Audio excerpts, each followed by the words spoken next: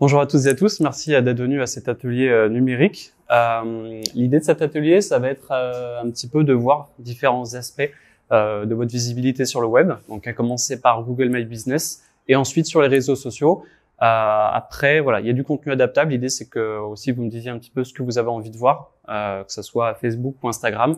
Je ne sais pas si en 1h30, on aura le temps de faire à la fois Google, Facebook et Instagram, mais voilà, vous pourrez me dire après si vous avez des préférences. Ce que je vous propose dans un premier temps, c'est de faire entre guillemets un petit tour de table, de vous présenter, voir quelle activité vous faites et ce que vous attendez également des réseaux sociaux et où est-ce que vous en êtes aussi aujourd'hui. Est-ce que vous voulez commencer? Oui, bonjour, je suis Tida Koikas. Je suis en création d'entreprise. Donc, je me lance en fait dans des ateliers de loisirs créatifs avec les enfants, avec d'animation, d'anniversaire et des ateliers voilà, de création d'une durée de 2 heures. D'accord, ok. Au niveau de la communication, alors j'ai pas encore commencé ma communication et j'ai besoin en fait de savoir. Je sais utiliser un peu les réseaux sociaux. Oui. Mais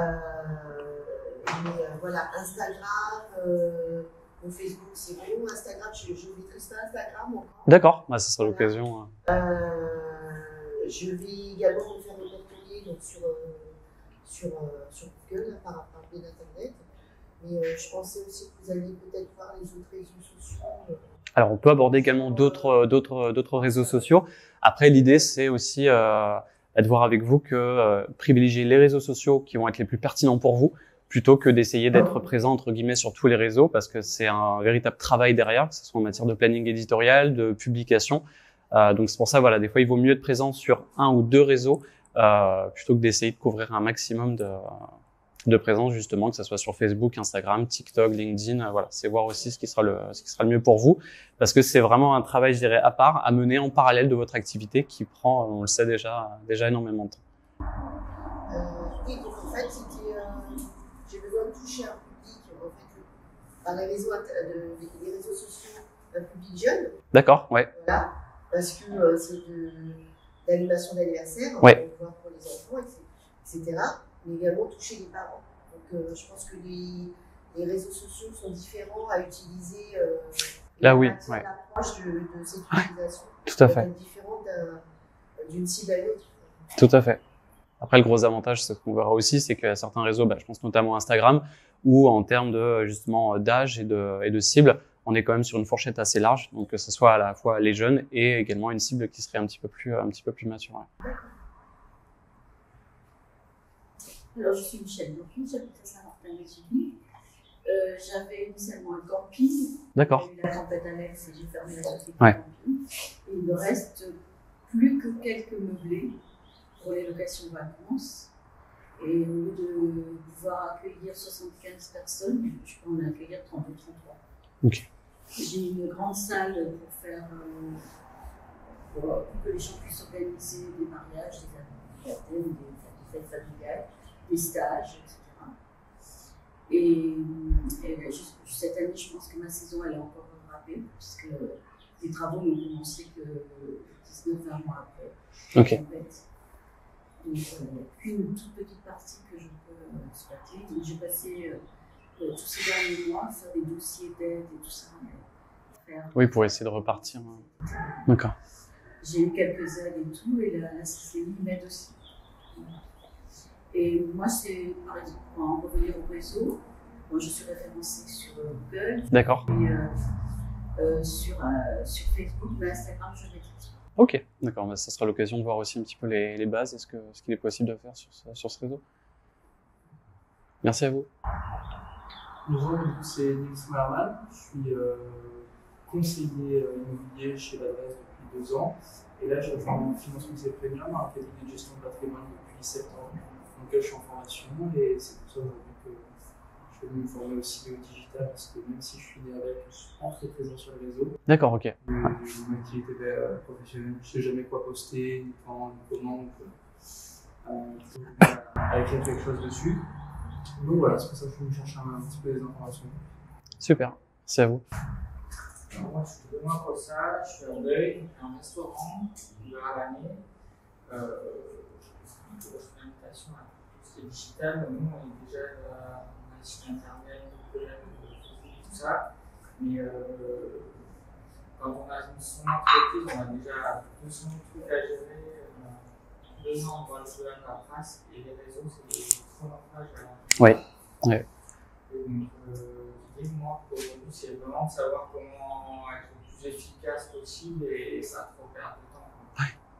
Parce que les réseaux sociaux, malheureusement ou heureusement, on va faire sans.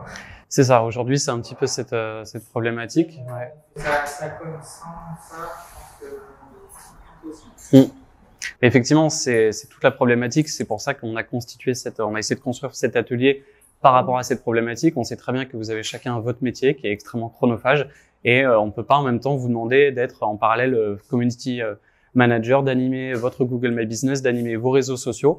Donc c'est pour ça qu'on a essayé, ce qu'on va voir juste après au travers de cet atelier, différents leviers. Donc gratuits bien sûr, mais surtout qui vont vous permettre de concilier donc à la fois votre activité et également justement d'aller à la fois sur les réseaux sociaux, Google My Business et d'y aller, je dirais, étape par étape et que ça vous prenne surtout le moins de temps possible. C'est voir vraiment s'il y a des fréquences Tout à fait, ouais. C'est ce qu'on va voir au niveau effectivement de la fréquence de publication et de toute la partie aussi calendrier éditorial pour savoir justement. C'est pas clair, on a l'impression que au plus c'est fréquent, mieux c'est. Oui, alors que pour le coup, c'est vrai que c'est ce qu'on va voir, c'est arriver à déterminer certains jours de publication en fonction justement de à quel jour ou peut-être même à quelle heure vos abonnés et votre cible regardent vos réseaux sociaux. On peut toucher plus de monde que ce qui reste nos abonnés. Ouais. Si vous avez 1000 abonnés, le but c'est de toucher les autres gens que vous 1000 abonnés. Tout à fait, puis élargir aussi votre communauté, que ça soit sur Facebook, sur Instagram. Oui, tout à fait. Alors, ce que je vous propose, c'est en fonction du temps, est-ce que vous souhaiterez plus qu'on s'attarde sur Facebook ou plutôt sur Instagram? Plutôt Instagram. Instagram, mais moi ça m'intéresse aussi, c'est une chose à ne pas faire. D'accord. Bon, on va essayer de voir. Normalement, c'est un atelier qui est conçu pour un petit peu plus longtemps, pour 3 heures. Donc, on va essayer de passer tout en revue. Donc, Google My Business, est-ce que tout le monde a une page à part Madame? Donc, vous allez la créer, c'est ça? Oui, c'est ça. Ok.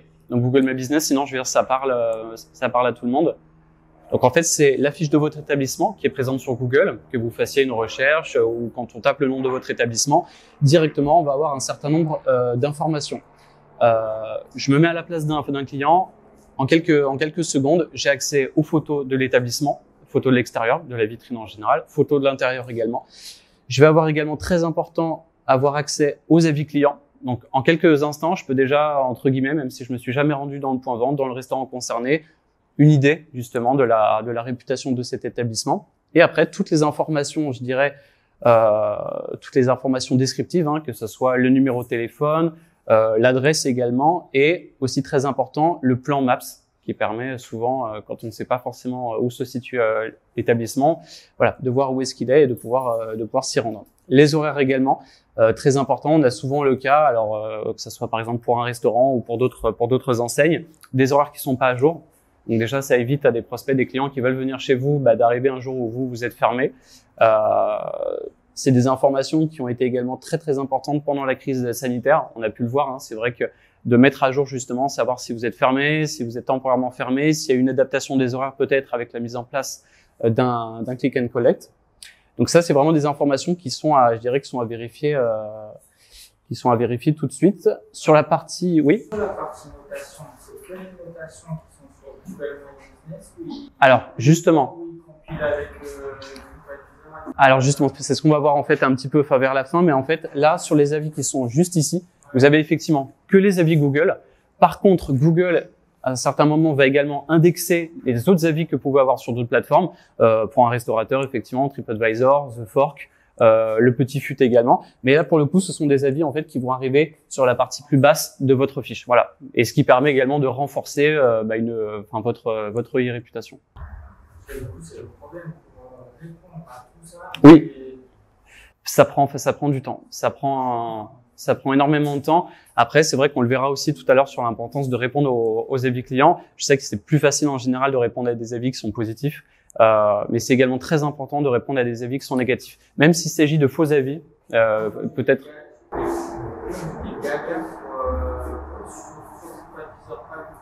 Ouais. Par rapport à des amis, genre, des gens qui veulent Oui. désigner Ouais.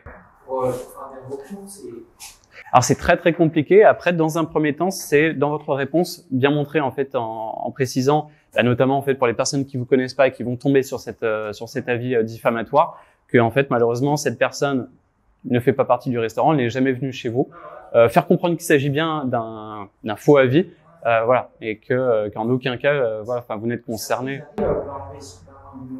Oui, tout à fait. Voilà, ça c'est des démarches qui peuvent prendre du temps.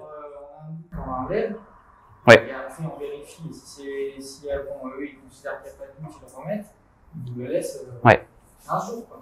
C'est vrai que c'est des fois assez compliqué. Après, de toute façon, on voit sur la tendance, hein, on voit les avis qui sont vrais. Mais par votre réponse aussi, je pense que c'est un bon moyen de montrer que on n'est pas sur un véritable avis, on est sur de la diffamation ou sur une pratique anticoncurrentielle. Voilà, montrer aux personnes qui vous connaissent pas, qui sont encore jamais venues chez vous, que c'est pas qu'il s'agit pas d'un avis véritable en fait. Oui. J'ai eu un avis d'un malade, le mec complètement détraqué. D'accord. Qui a laissé un commentaire, mais j'arrive pas à le faire partir. Alors effectivement, c'est des gens qui me disent mais il paraît que chez vous c'est difficile de sortir. D'accord. Est-ce que vous avez répondu à cet avis? Je me rappelle pas. D'accord. Parce que ça fait des années. Oui, c'est vrai que c'est pas. Mais même si c'est des avis qui datent d'un certain temps, si à un moment vous arrivez à vous dégager un petit peu de temps pour répondre à cet avis, même si c'est un avis qui date d'il y a plusieurs années, mais au moins pour montrer que voilà, c'est pas un véritable avis, que c'est une personne qui était mal intentionnée à votre rencontre et qui a laissé un avis, effectivement, voilà. Mais après, effectivement, demander à Google également de faire un recours, leur demander de supprimer cet avis. Alors après, vous avez le support Google. Ouais. Oui, non, mais c'est vrai que c'est pas forcément évident, c'est des démarches qui prennent du temps. La personne qui m'a dit soi-disant son compte a été piraté chez TripAdvisor. D'accord. Après, elle a fait un recours chez TripAdvisor qui dit nous, on n'a pas eu de piratage. Ouais. Après, ils ont réussi à nous l'enlever. D'accord. Oui, mais c'est des démarches qui prennent du temps. Une saison, 15 jours, c'est... Ouais. Le problème, c'est que vous n'avez que des bons avis. Il y en a un qui est pourri, les gens ils vont aller cliquer sur le pourri. C'est ça. Oui, puis pour essayer de comprendre pourquoi, est-ce que, c'est plus des fois de la curiosité qu'autre chose, ouais. C'est vrai que c'est pas toujours évident. Alors après, en parallèle, si notamment vous avez un site web, il y a également Trustpilot avec des avis vérifiés. Alors Google les vérifie aussi, mais je veux dire là pour le coup, on est vraiment sur un protocole qui est très cadré. Trustpilot, il y a d'autres. Enfin, je vous cite Trustpilot parce que c'est celui qui me vient en tête, mais vous avez également d'autres organismes en fait qui vous permettent en fait de vérifier les avis que les clients vont laisser sur votre site avec une authentification pour voir qu'on n'est pas sur un faux profil.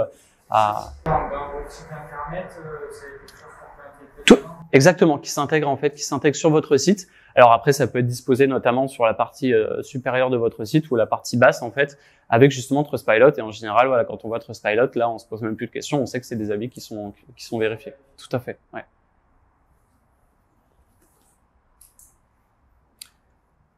Alors, je vais passer cette vidéo parce que c'est vrai que c'est plus des fois une vidéo pour expliquer, mais c'est un petit peu ce qu'on vient de dire. Est-ce que le local pack sur Google, est-ce que c'est quelque chose qui vous parle? Le local pack, peu importe la recherche que vous allez faire, par exemple si je tape boulangerie Castagnier, je vais obligatoirement sur chaque recherche en fait avoir un petit encadré donc, qui est situé ici avec le plan, mais surtout en fait 3 entreprises qui vont être référencées en premier. Sur chaque recherche, peu importe la recherche que vous allez effectuer, ces 3 entreprises, pourquoi est-ce qu'elles sont référencées sur la première page et dans cet ordre-là? C'est parce qu'en fait, ce sont les entreprises qui ont le mieux complété leur profil, leur fiche Google My Business. Normalement, si vous regardez un petit peu sur vos statistiques sur Google, vous avez un petit cercle, un petit encadré avec le nombre de pourcentages auquel justement vous avez complété votre fiche. Donc c'est un petit peu ce qu'on disait tout à l'heure.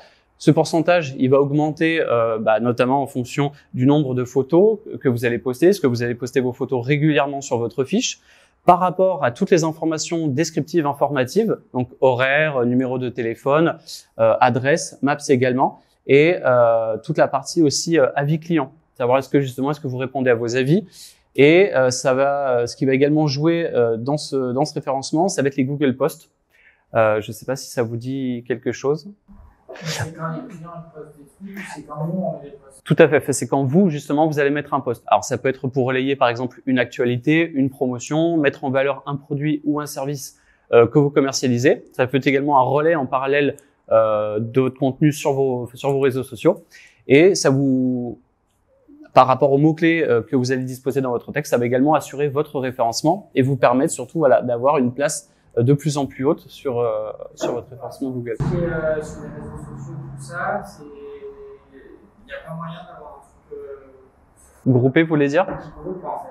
Alors après, Google va indexer vos... Ouais, parce que si on fait tous nos réseaux sociaux, on publie et tout, si après il faut encore aller, si on va Ouais. Je sais que c'est pas simple, il y a encore quelques années, ouais. Ensuite, il y a quelqu'un qui dit qu'il y a des abonnements de plateformes, alors c'est payant, mais Oui. Oui, ils centralisent. c'est un truc, ça centralise tout, et Oui. du coup, alors c'est un peu onéreux, mais si on compte le temps qu'on passe tous les jours, C'est à voir, voilà, aussi en fonction de vos priorités, de votre rythme. Après, de toute façon, je dirais sur la partie réseaux sociaux, vous avez la suite Meta qui vous permet de centraliser, de gérer à la fois Facebook et Instagram, avec notamment des publications, si vous le souhaitez, automatiques. C'est-à-dire que vous faites un post Instagram, alors plutôt dans le sens Instagram, Facebook, en termes de visuel, mais voilà, vous postez un post sur Instagram, automatiquement, ça va également le publier sur Facebook.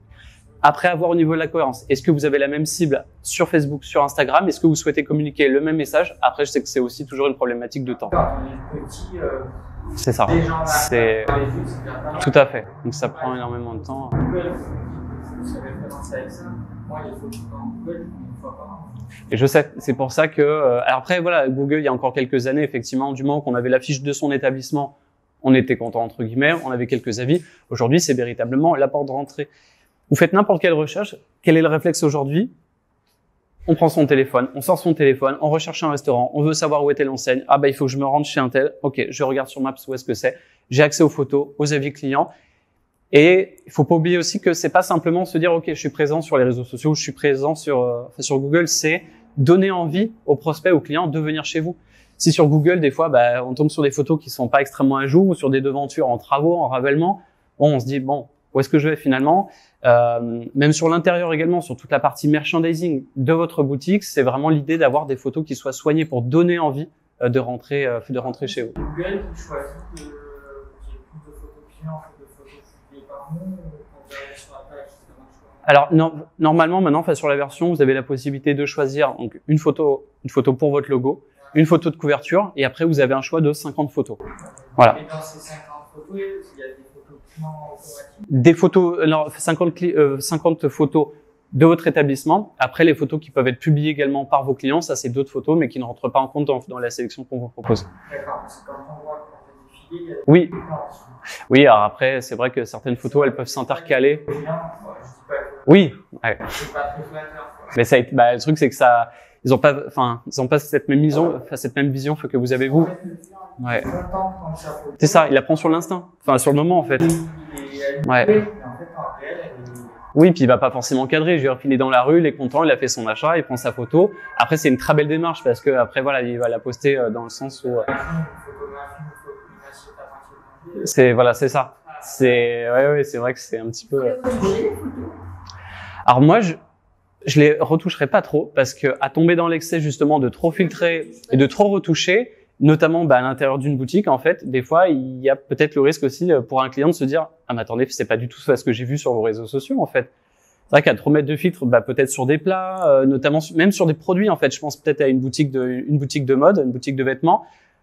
Les couleurs, je sais pas, d'une robe ou d'un t-shirt elles vont être complètement différentes de ce que le client va trouver dans votre point de vente. Alors peut-être effectivement un filtre léger, peut-être pour mettre un petit peu plus en valeur, mais après respecter quand même votre colorimétrie et ce que le client va découvrir en venant dans votre point de vente. Donc vraiment voilà, au niveau du local pack, Google en fait dans cette démarche s'est dit on va donner la même chance à tout le monde, que ce soit une multinationale et aussi bien pour une TPE, PME, de pouvoir être référencé gratuitement sur la première page. Tout ce qu'il y a entre guillemets à faire, c'est compléter votre fiche Google My Business au maximum, idéalement à 100%. On estime que votre fiche Google, elle va commencer à être vraiment optimisée à partir de 85%. Donc ça, sur la partie statistique, vous y avez accès directement. l'idée surtout, je dirais, même si je sais qu'une fois de plus c'est compliqué par rapport à votre rythme, c'est peut-être de publier sur Google une fois par mois. Une fois par mois, peut-être se dire, je fais un Google Post. Alors après, pour vous faciliter les choses, essayez peut-être de reprendre du contenu peut-être similaire à ce que vous avez posté sur Instagram, sur Facebook. Si vous avez une actualité, si vous lancez, je sais pas, un nouveau produit, vous avez besoin de pousser quelque chose. Pour un restaurateur, peut-être de temps en temps faire un post avec pour présenter un des fournisseurs avec lesquels vous travaillez, sur votre démarche, sur vos valeurs. Peut-être changer aussi de temps en temps vos photos. Je pense des fois à des magasins qui vont refaire leur vitrine, leur merchandising tous les 15 jours, 3 semaines. Et ben c'est l'occasion peut-être de se dire justement, je vais poster une nouvelle photo pour mettre en valeur ma nouvelle vitrine. Souvent on va tomber sur des photos de vitrines qui datent d'il y a 6-7 ans. On a besoin aujourd'hui, on est de plus en plus curieux de voir en fait ce qui se passe, de voir ce qui se passe à la fois sur l'extérieur de la vitrine, mais même à l'intérieur. Donc, même si vous refaites un petit peu justement l'agencement de votre magasin, de votre enseigne, c'est l'occasion aussi peut-être de les mettre à jour sur Google. Et après, le plus important aussi pour votre e-réputation, c'est de répondre aux avis clients assez régulièrement. Après, je sais que c'est pas toujours facile, même si vous y répondez par petits paquets entre guillemets, mais prenez vraiment le temps de répondre à la fois aux avis positifs et aux avis négatifs. Pour les avis négatifs, ne jamais y répondre à chaud, parce que on se dit c'est un avis qui est injustifié, c'est un avis qui est anticoncurrentiel, qui est diffamatoire, ça ne représente pas le travail que je fais. Mais tranquillement, à froid, y répondre à tête reposée. Et voilà, déjà essayer de comprendre aussi pourquoi justement cet avis a été laissé, même si vous savez très bien que c'est un avis qui est faux. Le faire comprendre également sur Google pour qu'on fasse bien la distinction entre les avis qui sont véritables qu'on vous a laissés et les faux avis. Donc ça, c'est un petit rappel également sur le premier niveau d'information dans les pages de recherche Google. Aujourd'hui, voilà, avec les réseaux sociaux, les smartphones, toutes les technologies qui se développent, on a besoin, aujourd'hui c'est un besoin d'avoir toutes les informations en un claquement de doigts. Aujourd'hui, je recherche tel ou tel établissement, en quelques secondes, il faut que j'ai accès aux photos, aux informations clés, adresse, numéro de téléphone, horaire d'ouverture. Je pense que je sais pas si ça vous est déjà arrivé, mais en partant en vacances, on recherche un restaurant, on voit les photos, on a vraiment envie d'y aller, mais en fait, il se trouve que quand on appelle pour réserver, le numéro, il n'est pas du tout valide, les horaires d'ouverture ne collent pas. Aujourd'hui, si ce qui arrive, qu'est-ce qu'on va faire? Hop, on switch, on se pose même pas la question. On se dit c'est pas grave, je vais trouver un autre restaurant, je vais trouver un autre point de vente qui me correspond. Donc c'est déjà dans un premier temps arriver vraiment à compléter au maximum ces informations, à vérifier si dans le temps elles sont toujours valides pour vous. Je sais pas, si vous changez vos horaires, essayez d'avoir le réflexe de se dire, ok, je les modifie également sur Google pour que ma clientèle, les gens qui vont venir chez moi puissent être tenus au courant. Vous avez également après sur Google la partie foire aux questions qui a été rajoutée il y a pas extrêmement longtemps. Voilà, l'idée c'est de pouvoir peut-être répondre à certaines questions peut-être primordiales, spécifiques liées à votre activité. Voilà. Et également donc sur les posts, alors peut-être vous dire voilà, faire un post une fois par mois sur votre actualité, sur vos produits, sur vous également pour vous mettre en valeur. Sur le plan, sur Maps également, très important, bien vérifier. Alors ça peut paraître anodin, bien vérifier que vous êtes localisé au bon endroit. Alors en fait, Maps est déjà localisé en fait sur la partie back office de votre fiche Google My Business. Vous avez en fait accès, parce qu'à la base, soit c'est Google en fait, si vous ne le faites pas, c'est Google qui va créer votre fiche Google My Business. Donc il va rechercher. Alors tout à fait, voilà, si c'est Google qui l'a créé, il faut revendiquer votre page. Je sais pas si on le voit ici. Non, c'est un petit peu en dessous. En général, il y a marqué « Vous êtes le propriétaire de cet établissement », point d'interrogation. Voilà. Tout à fait. Voilà, tout à fait. Il va vous demander un petit peu certains renseignements et après, il va vous envoyer à l'adresse de votre enseigne un code. En général, c'est expédié sous 3-5 jours. Un code de vérification qui vous permet ensuite de finaliser l'authentification de votre compte. Maintenant, on est papier. À un moment, on a été papier et c'était portable. Et je pense qu'en matière de voilà. Et maintenant, on est retourné que sur du papier.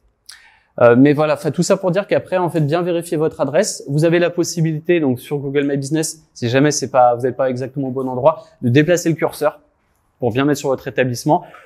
Vraiment l'importance, pour vous donner une petite anecdote, sur un autre territoire, une crêperie en fait était mal positionnée à tel point qu'en fait elle renvoyait tous les clients qui voulaient venir chez elle à cause d'une erreur sur le curseur, juste à côté d'une crêperie concurrente.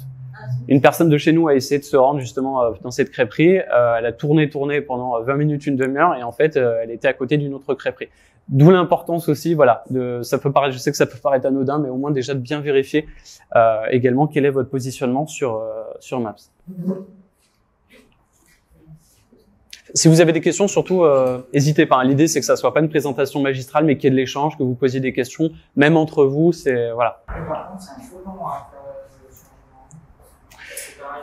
Ouais, c'est pas, je sais que ça prend du temps. Moi, c'est pareil. Moi, j'ai une adresse, par exemple, j'ai pas de numéro. D'accord.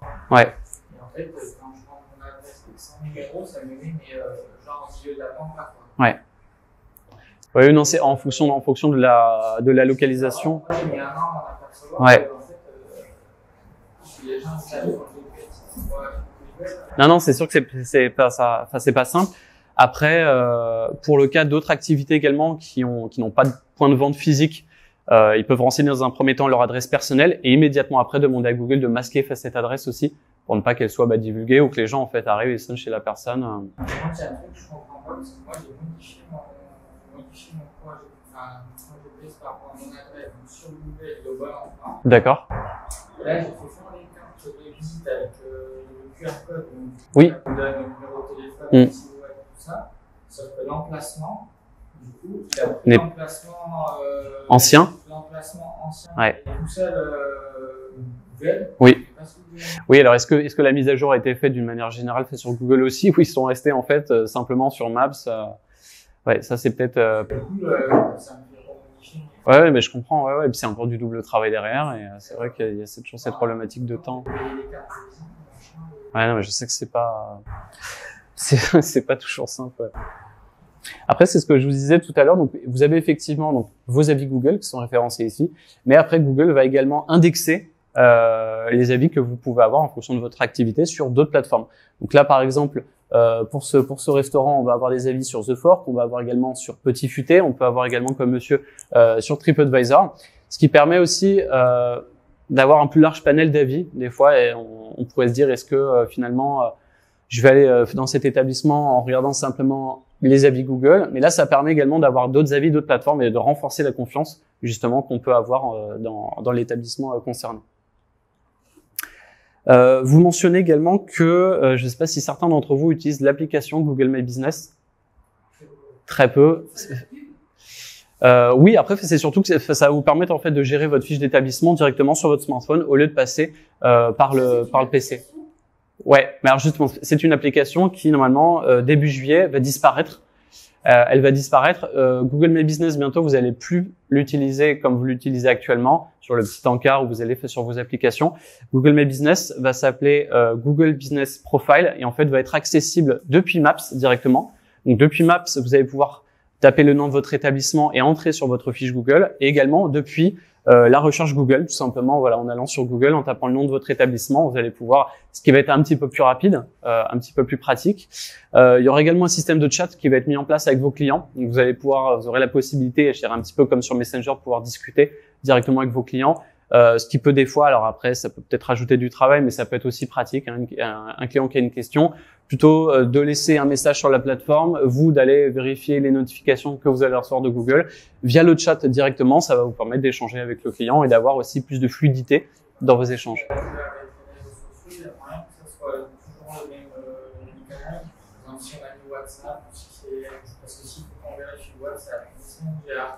Non, enfin, là, c'est intégré directement. Donc, c'est-à-dire que vous allez recevoir une notification sur votre profil et vous pourrez répondre, en fait, sous la forme de questions-réponses et d'échanges, un peu comme sur Messenger.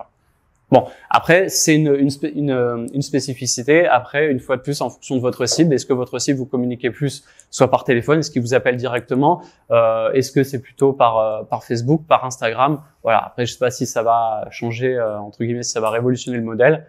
Après, c'est, voilà, tout à fait. Bah, de toute façon, ouais. Rien qu'au niveau du contact téléphonique, moi j'arrive à percevoir le champ. Oui, bah, tout à fait. Oui, puis, Commence à m'adresser au téléphone, rien que vous poser la question, je dis celui-là, ça va. Ouais, non, mais c'est, ouais. Mm. J'y arrive 2-3 fois, ça. Non, après voilà, on reste plutôt sur le format aujourd'hui. On appelle l'établissement, on a besoin, voilà, on a besoin de poser un certain nombre de questions plutôt que de passer soit par un chat ou par les réseaux. Donc, en résumé un petit peu sur Google My Business, donc augmenter votre visibilité. C'est vrai que c'est la porte d'entrée. Aujourd'hui, on vous recherche avec la fiche Google My Business. Vous avez accès aux photos, vous avez accès également aux informations principales, aux avis clients également. Donc, soignez toute la partie et réputation parce que vous avez beau exceller dans votre travail, il faut aujourd'hui, on peut plus s'en passer malheureusement. Il faut également que votre réputation physique par rapport à votre activité, elle se reflète également à la fois sur Google, mais également sur les réseaux sociaux. Donc, bénéficiez également d'une carte de visite digitale et booster votre attractivité en point de vente. Ça, souvent, des fois, je pense qu'on le répète pas assez. On a l'idée de se dire, oui, il faut que je sois présent effectivement sur les réseaux sociaux, Facebook, Instagram, Google, d'autres réseaux sociaux. Mais c'est pas simplement pour être présent et être visible. C'est vraiment pour faire le lien avec votre point de vente et donner envie aux gens de venir chez vous. C'est vraiment toujours garder ça en tête. C'est pour ça que même sur les photos que vous allez publier, à la fois sur Google, sur les réseaux sociaux, il faut que ça reflète votre atmosphère, vos valeurs et que ça mette en valeur votre point de vente pour que les gens aient envie de venir chez vous. Et qu'est-ce que vous pensez de l'affiliation quand il y a une publicité sur Internet et il y a écrit sponsorisé? Alors, moi, je ne ferai pas de recommandation sur du format payant, que ça soit sur Google Ads, que ça soit effectivement sur toute la publicité payante également, comme les boosts sur Facebook, également et la publicité payante sur Instagram. Nous, dans un premier temps, on va recommander tous les leviers possibles gratuits qu'il est possible d'activer.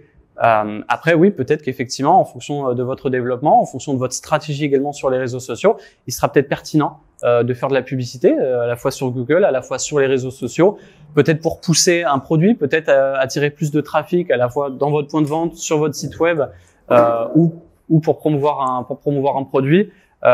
Aujourd'hui, c'est des algorithmes qui changent quand même à une vitesse assez rapide, à la fois sur Facebook, sur Instagram. Donc, moi, je ferai pas de recommandation sur du format payant. Tout dépendra ensuite de votre stratégie. Et si, après vraiment avoir mis en place, actionné tous les leviers gratuits sur Google, sur les réseaux sociaux, si ça suffit pas, oui, effectivement, peut-être envisager à ce moment-là de partir sur de la publicité payante.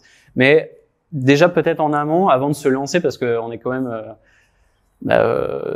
un petit peu entre guillemets, mais sur une jungle, hein, parce que entre les algorithmes qui bougent à une vitesse folle, déterminer sa stratégie, ce qu'on veut faire, auprès de quelle cible, c'est déjà aussi déterminer un budget que vous allez pouvoir mettre par mois ou par semaine. Et après, je dirais, il faut également tester. C'est vrai qu'on a sur d'autres ateliers qu'on anime sur la partie numérique, on a des retours. Voilà, on a des commerçants pour qui ça va marcher, qui vont mettre de temps en temps quelques petits montants liés à leur activité sur une période commerciale, que ce soit au moment des soldes, que ce soit au moment d'une fête spécifique où on a un produit ou un service à promouvoir.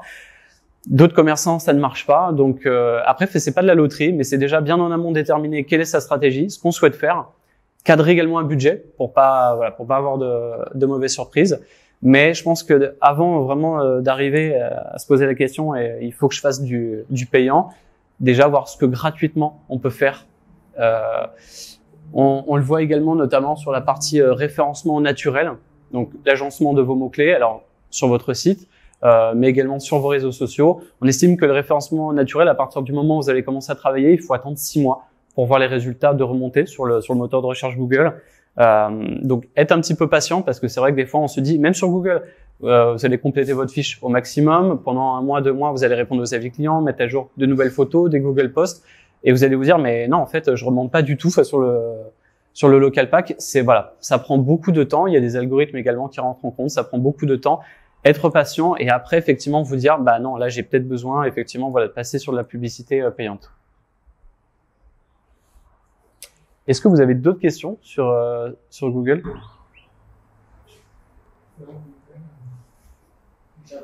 Ouais, je pense que ça fait déjà pas mal d'informations.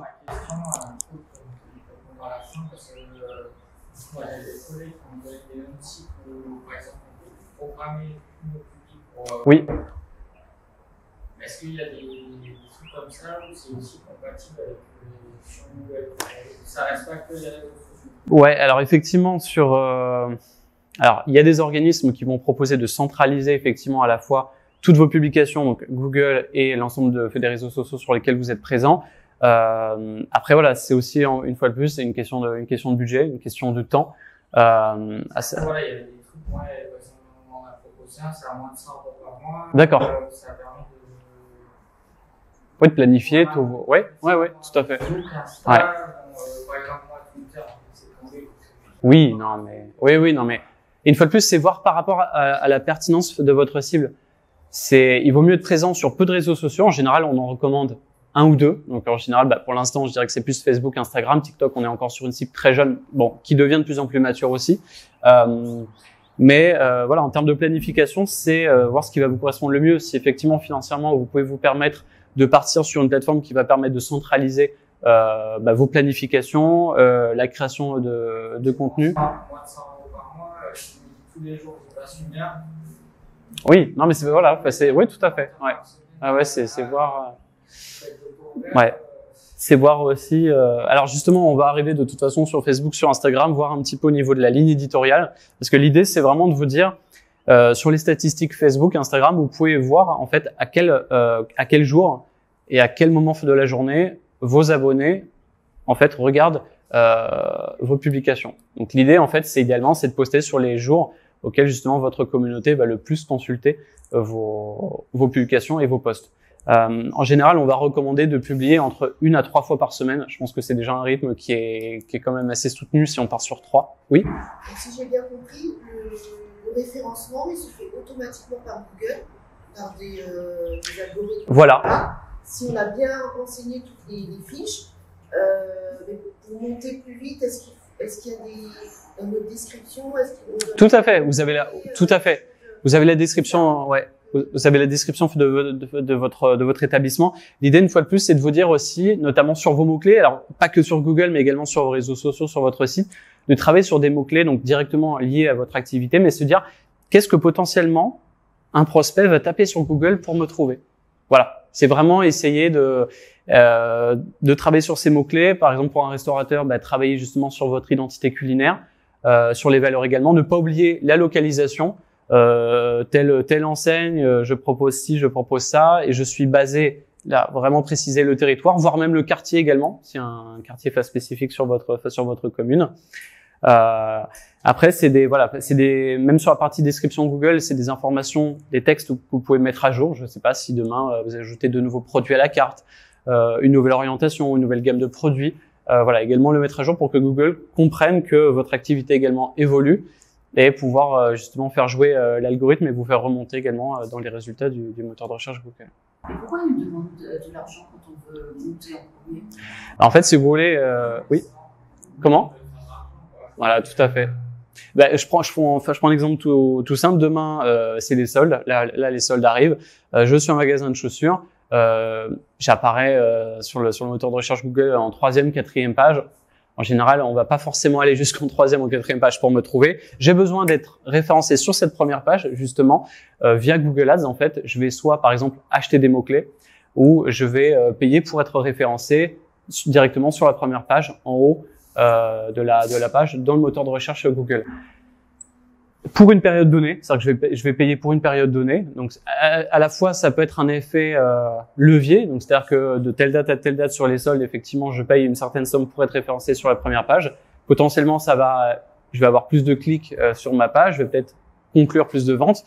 Mais c'est un levier, je dirais, c'est un effet qui va retomber, en fait, directement une fois que la période pour laquelle j'ai payé, elle sera terminée.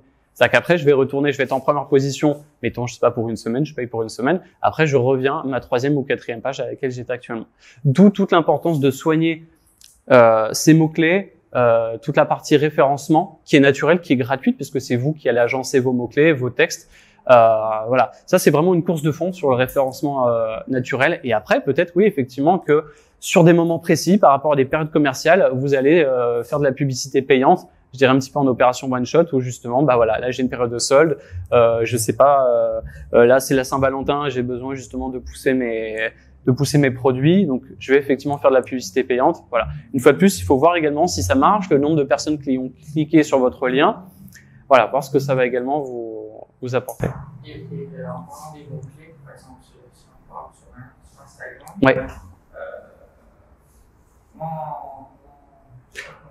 entre nous, les mots-clés qu'on pense et après les mots-clés qui sont...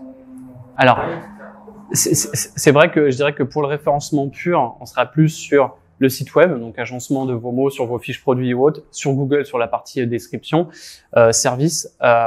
Sur les réseaux sociaux, ça va être un petit peu différent. Il y aura peut-être plus de référencement sur Facebook, parce que sur Facebook, on va privilégier du texte lié à votre actualité, lié à un événement. Sur Instagram, on est plus sur de la partie visuelle. Là, ce qui aura plus d'importance, ça va être les hashtags. Est-ce que vous préférez qu'on rentre d'abord sur Facebook ou plutôt Instagram en fonction de... Bon, on va essayer. Je vais passer certaines choses. C'est d'aller assez vite. Alors, sur Facebook, dès le début, je dirais, ce qui va être très important, c'est d'avoir, parce que c'est pas toujours le cas, mais de mettre sur la photo de profil votre logo. Il faut que vous soyez identifiable avec un, je sais pas si vous avez tous un logo. Voilà. Si je prends un exemple un petit peu extrême, mais si je vous dis Apple, vous pensez à quel logo? Voilà. Directement. Alors, à une échelle locale, voilà, il faut que vous soyez aussi reconnu avec votre logo, votre charte graphique, certaines peut-être couleurs qui collent par rapport à votre enseigne, que vous soyez identifiable, et également après sur la photo de couverture, idéalement quelque chose qui va représenter votre enseigne, votre commerce. Alors que ce soit effectivement une vitrine ou une partie merchandising à l'intérieur de votre point de vente, que ça donne également envie de venir chez vous. Alors pareil, hein, c'est un petit peu ce qu'on disait tout à l'heure avec Google, ajouter une courte description. Donc là, le référencement va également jouer. Peut-être réfléchir donc à vous présenter, à présenter votre entreprise brièvement, mais à bien réfléchir aux mots-clés en se disant toujours une fois de plus, qu'est-ce que potentiellement le prospect va taper sur Google pour me trouver. La section à propos, donc ça reprend un petit peu toute la partie descriptive qu'on peut avoir sur Google, hein, avec vos horaires d'ouverture. Qu'est-ce que vous faites, les produits, les services que vous pouvez proposer. Voilà, l'idée c'est d'avoir un maximum entre guillemets d'informations. Alors, évitez d'en faire un pavé bien sûr, mais voilà, d'avoir un maximum d'informations et surtout peut-être déjà aussi commencer à anticiper certaines questions que vos clients pourraient vous poser. Est-ce que vous proposez ci, est-ce que vous faites ça? Voilà, l'idée c'est vraiment de renseigner un maximum d'informations. Donc là, pour vous donner un petit exemple hein, de ce qu'il est possible de faire. Donc vous avez également indexé, donc vous avez les avis Google qui apparaissent également sur votre page Facebook. Vous avez également, alors là on le voit pas très bien avec la résolution de l'écran, vous avez ce qu'on appelle le bouton Call to Action. Le bouton Call to Action, vous avez la possibilité de le choisir en fonction de votre activité et c'est le lien de contact en fait directement que vous allez avoir avec vos clients. Donc par exemple, vous avez le choix entre appeler, envoyer un message, réserver. Une fois de plus, voilà, c'est demain se dire, je sais pas, je suis sur la page Facebook d'un restaurateur, le bouton Call to Action, est-ce que ça va être réservé? Je suis conquis, j'ai vu vos photos, ce que vous proposez, ça me plaît, j'ai envie d'y aller. Voilà. Est-ce que j'ai la possibilité de réserver directement par Facebook? Est-ce que ça va être un message donc directement sur Messenger, donc à voir les canaux de communication que vous souhaitez également mettre en place avec vos clients, ou est-ce que tout simplement je laisse plus traditionnellement le bouton appeler avec le numéro de téléphone de mon enseigne. Donc là, c'était pour vous montrer un petit peu un exemple en matière justement d'arriver à fédérer, à fidéliser votre clientèle. Donc en fait, avec des posts, il y a pas mal également, on peut mettre également, là on voit que BeHappy se sent très bien, on peut mettre également un petit peu son humeur.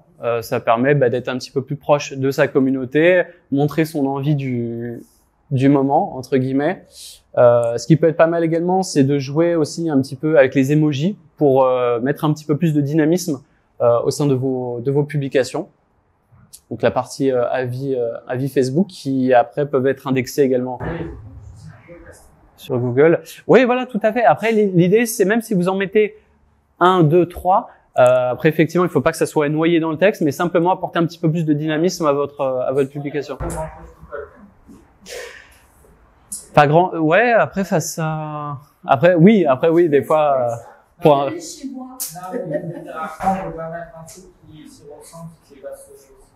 c'est ça. Voilà, il faut voir aussi. Non, si ça colle pas, c'est ça. Et une fois de plus, je dirais que le plus important, c'est si vous n'avez pas envie de le faire, ne le faites pas, en fait.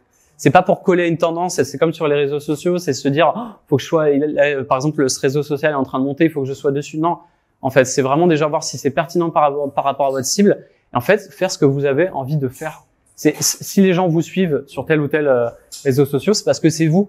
C'est pas pour vous voir en train de coller à une des dernières tendances parce que c'est en train de marcher. C'est vous suivre parce que c'est vous, parce que c'est votre ADN et c'est votre manière de communiquer. Ça, il faut aussi, voilà, rester fidèle à vous-même, même si effectivement on va recommander peut-être de faire de telle ou telle manière, mais surtout de pas oublier de faire, surtout voilà, de suivre votre instinct, de faire comme vous avez envie de faire, et c'est pour ça aussi que les gens vous suivent.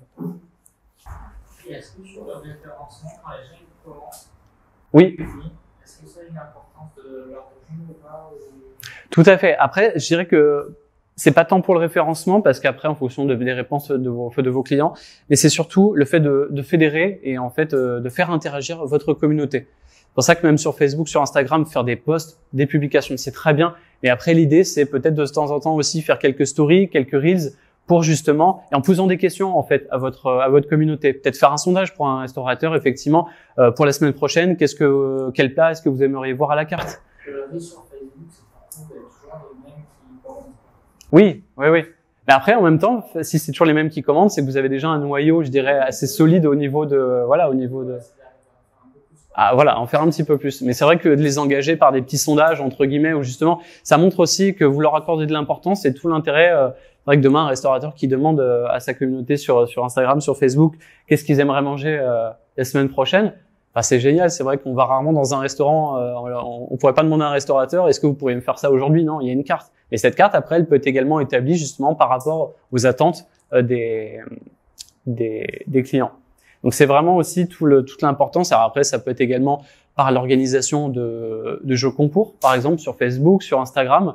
Même poser des questions, voilà, est-ce que ça vous plaît ou qu'est-ce que vous aimeriez voir, pour vraiment déjà montrer dans un premier temps que vous êtes attentif à leurs besoins et puis bah les fédérer aussi voilà autour de vos publications. Donc un petit peu comme sur Instagram, hein, sur Facebook, toute la partie page statistique.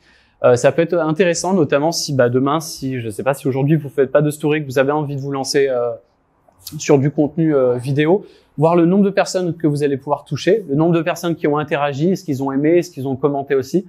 Des fois, ça permet de voir peut-être qu'il y a certains contenus qui vont mieux marcher que d'autres. Donc ça permet de toute façon, il n'y a pas une véritable recette miracle, il faut tester. C'est votre communauté en fait qui va vraiment être décisionnaire. Est-ce que ça marche? Est-ce que ça marche pas? Est-ce qu'ils ont aimé? Par contre, il y a un truc que je comprends pas, c'est que vous faites des trucs, vous avez touché plein. Oui. Il y a très peu de gens, par exemple, sur une live, et vous vous retrouvez avec des lives en pagaille, sur les statistiques, ça a touché personne. Oui, c'est vrai que, alors après ça, une fois de plus, il y a des algorithmes aussi. Après, ça peut être,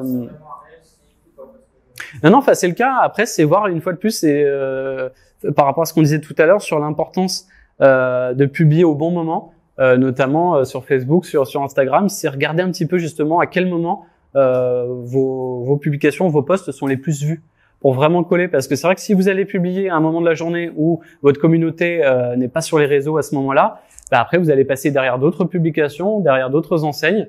L'idée c'est vraiment peut-être de se dire, alors en regardant bien sûr vos statistiques, mais est-ce que c'est plutôt le matin quand on vient de se lever par rapport à votre cible, hein?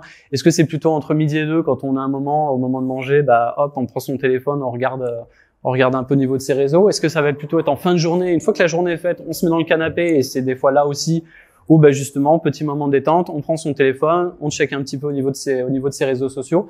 Voilà, c'est voir à quel moment je vais être potentiellement le plus visible par ma communauté.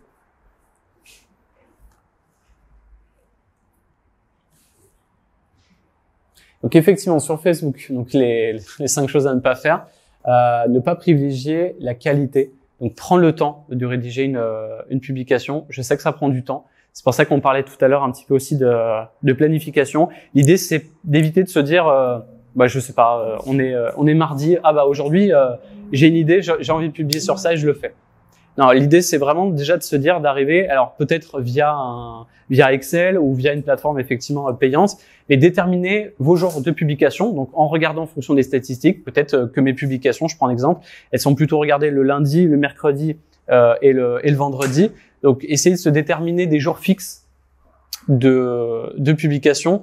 Et surtout, en fait, d'arriver aussi à créer un rendez-vous. C'est-à-dire que sur le court terme, ça va pas forcément se voir, mais sur le moyen long terme, après, c'est se dire. L'habitude, ça peut faire tout à l'heure. Et ben voilà, c'est ça. Et tel jour, c'est de se dire, ah bah oui, c'est vrai que demain on est mercredi, je sais que l'enseigne Intel, elle va publier sur une thématique particulière. Si vous publiez par exemple 3 fois par semaine, lundi, je prends l'exemple lundi, mercredi et vendredi, l'idée ça va être peut-être de se dire lundi, je vais publier sur une thématique précise, peut-être un produit, un service que je propose. Le mercredi sur une anecdote ou sur l'histoire ou sur les valeurs de l'enseigne. Et le vendredi sur autre chose. L'idée, c'est vraiment d'arriver à créer un rendez-vous avec votre communauté, qu'après, elles se disent sur le moyen long terme, ah bah oui, c'est vrai que de toute façon, avec telle enseigne, le lundi, ça va être sur telle thématique, le mercredi sur telle thématique et le vendredi sur telle thématique.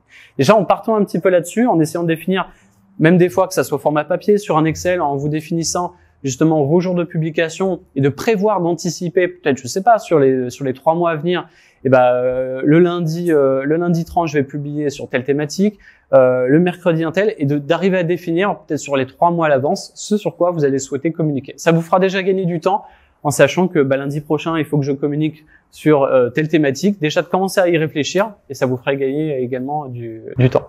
Après, le truc, c'est que souvent, les trucs, c'est pas programmable. C'est pas programmable. Après, c'est vrai que, mais déjà dans un premier temps même d'avoir la structure en vous disant, ok, lundi prochain, il faut que je communique sur ça. Voilà. Après, on recommande 1 à 3 fois par semaine, même si en fonction de votre temps, c'est déjà 1 fois par semaine, mais au moins que vous y tenez en vous disant, je publie tel jour de la semaine, idéalement à telle heure, parce qu'après sur Facebook, Instagram, vous pouvez quand même planifier sans passer par des outils payants. Mais c'est vraiment arriver, voilà, à tenir et à créer un rendez-vous avec votre communauté. Donc, ne pas s'intéresser à sa communauté, ce qu'on disait tout à l'heure, voilà, essayer de leur poser des questions, de faire des petits sondages, essayer de faire en sorte qu'ils puissent également interagir sur votre. Sur Facebook, c'est possible parce qu'Instagram, c'est plus simple. Oui. On pose une question Ouais. direct, après ça me donne un message. Facebook, c'est un petit peu plus compliqué. C'est vrai qu'on est plus sur du relais d'actualité. C'est plus à vocation informative. Sur Instagram, on sera vraiment plus sur du visuel, où la communauté, des fois, a aussi plus de facilité à interagir. On n'est plus sur la même cible non plus. Hein. C'est vrai que Facebook, c'est un réseau social qui reste le réseau social numéro 1, mais qui, de par sa cible et de par son existence, commence aussi un petit peu à vieillir. Hein. Sur Instagram, on est plus sur de l'interaction. Exactement. Voilà. Exactement. C'est à voir. Est-ce que j'ai. Ouais. Les jeunes qui regardent, mais ma clientèle sur Facebook, c'est pas les jeunes. C'est voir. Ouais. Passer à côté des jeunes, faut pas dire qu'on met les gens qui sont pas nos clients totalement de côté, parce que ça peut peut-être être des gens. Voilà, c'est ça. Après, c'est voilà, se dire vraiment, est-ce qu'il faut que je sois présent sur tel ou tel réseau social. Après, peut-être faire le test, voir si à un moment ça marche pas, parce que même en termes de temps, après, voilà, c'est alimenter un réseau social en plus, ça peut prendre également du temps. Sachant qu'on n'est pas sur les mêmes codes. Si demain vous avez envie d'aller sur TikTok, on n'est pas, même si après Instagram essaie aussi de coller par rapport aux tendances, mais on n'est pas sur les mêmes codes, sur la façon de faire. Donc ça rajoute après encore du temps. Par rapport déjà à votre activité. Oui. Vous dites de ne pas être partout. Mais justement, c'est ça. Ne pas être partout, c'est ne pas essayer de se dire, il faut que je sois présent, par exemple, sur Facebook, Instagram, Twitter, LinkedIn, TikTok. Non, c'est. Pas multiplier nos champs, faire ça. Est-ce que votre cible, ouais. Voilà. Est-ce que votre cible, elle est présente sur Twitter? Twitter, on est plus sur une cible institutionnelle. LinkedIn, plutôt institutionnelle et professionnelle. Il faut vraiment essayer d'aller là où votre clientèle est présente. Parce que oui, après vous pouvez aller sur Twitter. Votre clientèle, elle a au niveau de l'âge à peu près, ou même de la. Moi, c'est sur des randonneurs. Ouais, d'accord. Ouais. Comment cibler les randonneurs? Donc randonneur. Après. Ouais, bien sûr. Après randonneur, c'est vrai que par rapport à Instagram, plutôt des visuels, même sur des idées de balade, de randonnée qu'il est possible de faire. Sur Facebook aussi. Après, Facebook reste un noyau dur également parce que justement à vocation informative. Mais après, est-ce que des randonneurs vont se dire, tiens, je vais trouver tel organisme sur Twitter, sur LinkedIn? C'est voir après quelle est la cohérence d'être présent, parce qu'une fois de plus, ça va être tout le temps que vous allez pouvoir. Et est-ce qu'il y a la possibilité, par exemple, de cibler les CAF le club alpin, c'est... Alors oui, effectivement, là pour le coup, LinkedIn. Là pour le coup, LinkedIn.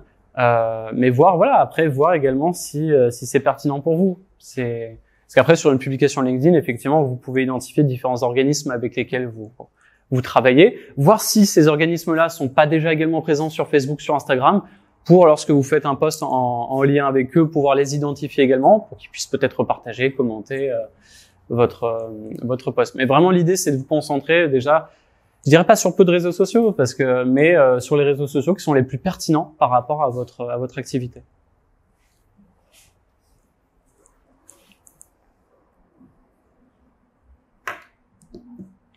Bon, sur un bon post Facebook, je vais passer assez rapidement, mais un texte court, c'est vrai mais ça, je pense que c'est valable pour tous les réseaux sociaux. Il y a rien de pire que de tomber sur un énorme pavé d'une tonne.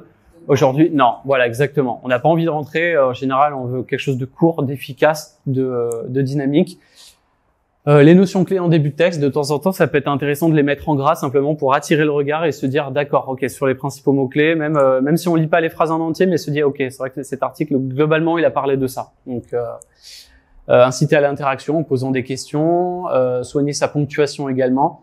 Alors, les hashtags aussi, c'est vrai, les hashtags avec parcimonie, parce que peut-être pour essayer de coller un peu à la tendance, se dire, je vais mettre un pavé comme ça de hashtags à la fin.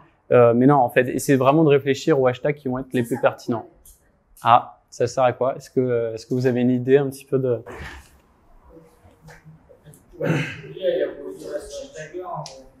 Comment? Voilà. En plus, il est vu, il est censé faire de lien avec la public. En fait, je sais pas, c'est ça, mais... C'est ça, c'est pour déterminer, pour résumer un petit peu soit une tendance. En fait, il faut le considérer comme un mot-clé. Un hashtag, il faut considérer comme un mot-clé, mais l'idée c'est de se dire il faut que le hashtag, parce que vous pouvez en mettre une tonne, mais c'est des hashtags qui vont être utiles par rapport à votre activité. Les hashtags sur Instagram, des fois on se dit, je sais pas, je prends un magasin de vêtements, je fais une publication et je mets hashtag mode. D'accord, ok, effectivement ça colle à mon activité, je fais de la mode. Si vous faites des recherches par hashtag sur Instagram, si je tape le hashtag mode, je vais avoir, et je vous mens pas, je vais avoir entre 1 et 3 milliards de recherches avec le hashtag mode. Est-ce que, à votre avis, on va vous retrouver avec ce hashtag-là? Est-ce que la personne va prendre le temps et est-ce qu'elle aura la chance de vous trouver dans 1 à 3 milliards de recherches? Voilà. Mais la question, c'est du coup, est-ce qu'il ne faut pas aussi pas prendre des hashtags où il n'y a que 100 publics, voilà. Et il faut faire le mix avec... Exactement. Ça peut venir d'autres personnes. Il faut arriver à trouver des hashtags. Alors effectivement, éviter des hashtags trop généralistes où on va pas vous retrouver. Alors peut-être éviter des hashtags où effectivement il y a zéro recherche, mais essayer le juste milieu avec des hashtags qui collent à votre activité, mais où il y aura quand même un peu de recherche. Je dirais même quelques milliers de recherches, mais plutôt éviter des millions ou des milliards de recherches. Vous pouvez vous amuser d'ailleurs si vous avez un petit peu de temps sur Instagram à regarder les hashtags qui peuvent coller à votre activité et voir quel est le nombre de recherches qui ont été effectuées par rapport à ces hashtags. Ça peut être intéressant peut-être vous dire ah bah oui, en fait, je me rends compte que depuis le début, je mets des hashtags en fait qui sont beaucoup trop généralistes, on va pas me retrouver. Et puis peut-être aussi voir qu'il y a des hashtags que je mets qui sont pertinents. Alors ça peut être des hashtags locaux aussi. Effectivement, on est sur la Côte d'Azur. Ça peut être également l'occasion, ou même peut-être encore plus au niveau local sur un périmètre sur le 06, sur des hashtags qui déjà, parce qu'une fois de plus, si c'est des hashtags qui sont trop généraux, quelle est votre stratégie? Est-ce que c'est d'attirer des prospects, des clients du 06 ou de la région, ou si c'est pour concerner, ou pour attirer tout le monde. Si c'est à une échelle locale, peut-être privilégier effectivement le 06, la Côte d'Azur sur vos hashtags aussi.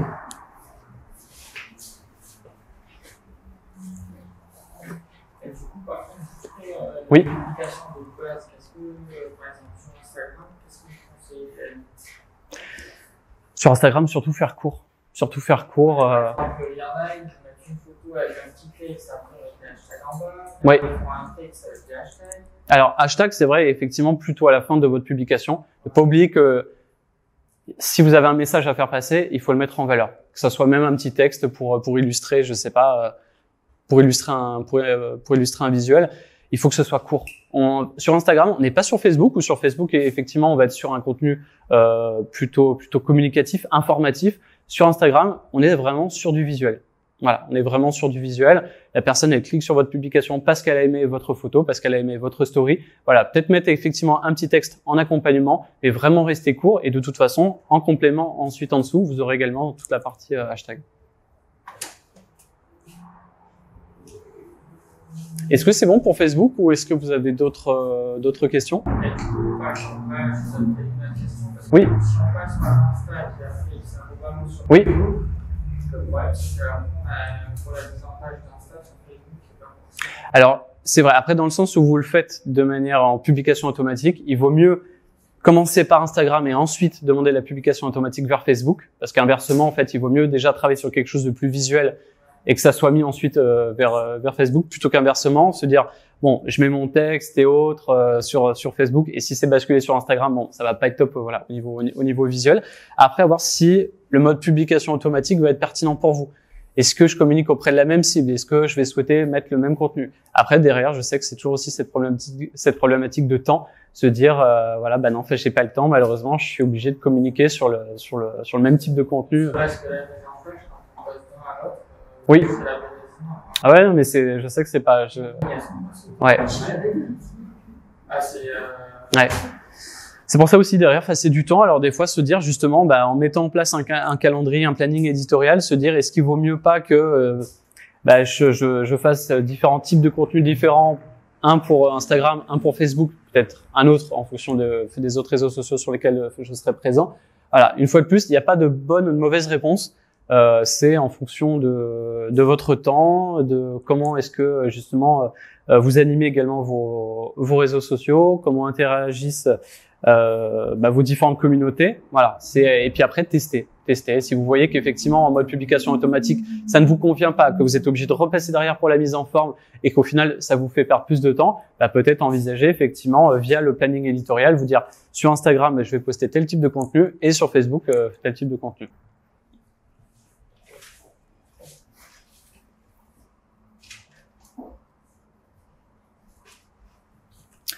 Alors sur Instagram, différentes informations quand vous arrivez sur votre compte.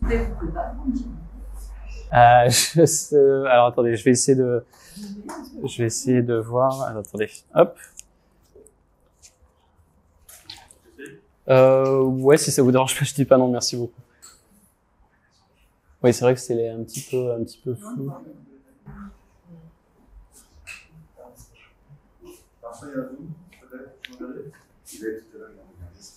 Peut-être légèrement, ouais, je pense que c'est sur la netteté du lens. Ah, merci beaucoup. Est-ce que c'est mieux? Super, merci beaucoup. Donc voilà, au niveau des informations à vérifier dans un premier temps, donc la photo de votre profil, donc un petit peu comme on disait sur Facebook, votre logo. Voilà, votre logo, que vous soyez identifiable. Vous avez aussi très important, alors là c'est pas forcément très bien illustré, on le verra sur d'autres exemples après, votre bio, est-ce que ça vous parle? La biographie sur Instagram? Ouais. Pour vous, qu'est-ce que vous mettez en général sur votre biographie? Ouais, c'est juste là.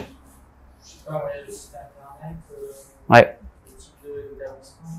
Tout à fait. Alors c'est vrai que site internet en général on l'aura plutôt en bas. Mais effectivement, une courte description, en gros, en fait, voilà, sur une, deux lignes, qu'est-ce que vous faites, ce que vous proposez, et également après, bah, les liens. Donc là, en l'occurrence, le lien de votre site web. Si vous n'avez pas de site web, ça peut être l'occasion peut-être de rediriger vers un autre réseau social que vous avez aussi, pour essayer de créer un cercle vertueux. Alors avec à la fois donc Google, mais également vos réseaux sociaux. Ce qui peut être intéressant aussi, ce qu'on disait tout à l'heure sur la partie emoji. Alors là, on le verra tout à l'heure sur d'autres exemples, mais notamment sur la partie Made in France. Le fait que vous travaillez avec des fournisseurs français ou que vous proposiez, ça peut être l'occasion peut-être de mettre un petit drapeau bleu, blanc, rouge. Si vous travaillez, je sais pas, si vous faites vous-même, peut-être une petite paire de ciseaux pour illustrer un petit peu le côté artisanal, le côté craft fait à la main aussi. Voilà, c'est juste pour aérer un petit peu aussi votre biographie et la rendre plus dynamique aussi visuellement. Quand vous parlez, vous dites que le seul lien qui cadre, c'est Instagram. Il suffit d'écrire notre URL, c'est bon? Oui, tout à fait, en fait. C'est-à-dire que, voilà, tout à fait. Ouais. Ou même encore plus simplement, si vous voulez, vous faites un copier-coller de votre site web ou de la page Facebook ou voilà. Ouais.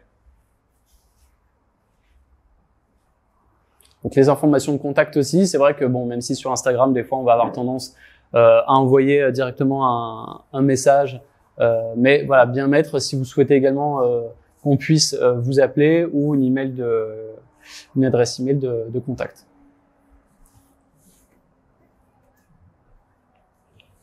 Alors pourquoi effectivement utiliser Instagram? Contrairement voilà à Facebook où on va être communiquer sur un certain nombre d'informations, sur Instagram, l'idée c'est vraiment de toucher les émotions de votre communauté et surtout je dirais mettre en avant en fait une image en fait raconte une histoire. C'est vraiment raconter l'histoire alors soit de votre enseigne, de vos produits, ce que vous avez envie de raconter, mais ça va passer voilà par vos publications, par du visuel. Donc on a un petit exemple là qu'on avait avec l'enseigne Mon Petit Bikini. On va pouvoir justement par ce feed, je sais pas si le mot parle à tout le monde, le feed, c'est l'ensemble en fait de vos publications qui vont apparaître ici. On va avoir différents exemples. On n'est pas sur un compte Instagram entre guillemets catalogue où on va mettre que les produits ou les services qu'on va proposer. On est vraiment sur un feed qui est aéré. On va par exemple avoir du partage de citations. On va avoir également des photos sur l'univers de cette marque-là. L'idée c'est pas de se dire j'utilise Insta et je vais publier entre guillemets que mes produits. Non, c'est également de partager sur votre univers en fait. Voilà, c'est partager sur votre univers, c'est raconter une histoire. Je sais pas, peut-être sur ces deux photos qu'on a là, sur la partie un petit peu plage, univers, falaise, donner peut-être quelques envies d'évasion, partager ce qui vous a plu également. Voilà, c'est pas uniquement concentré directement sur vos produits. Tout à fait. Alors après, je sais que c'est pas forcément évident parce qu'on a des fois on n'a pas envie de se mettre en valeur face sur les réseaux sociaux pour des raisons X ou Y. Mais effectivement, c'est aujourd'hui, on n'achète plus simplement pour acheter. Si des gens après vous suivent sur Instagram, sur Facebook, c'est parce que c'est vous en fait. Ils ont envie de vous voir en fait au quotidien. Alors je pense notamment parce que là on est sur des posts, fait sur des publications. Mais après, si vous réalisez des stories, en fait, ils ont envie de voir au quotidien, ils ont envie de voir ce qu'ils ne voient pas, entre guillemets, même quand ils viennent chez vous pour acheter quelque chose, que ça soit sur la partie coulisses, mettre en avant vos coulisses, alors que ce soit par des stories, par des reels, une nouvelle livraison, je sais pas, de vos produits qui arrivent, en fait, voilà, peut-être filmer un petit peu vos cartons, voir comment vous faites après pour l'agencement et la mise en rayon au sein de votre enseigne. Ils ont envie de voir un petit peu. Aujourd'hui, on est très curieux de voir les coulisses, des choses auxquelles normalement on n'a pas accès.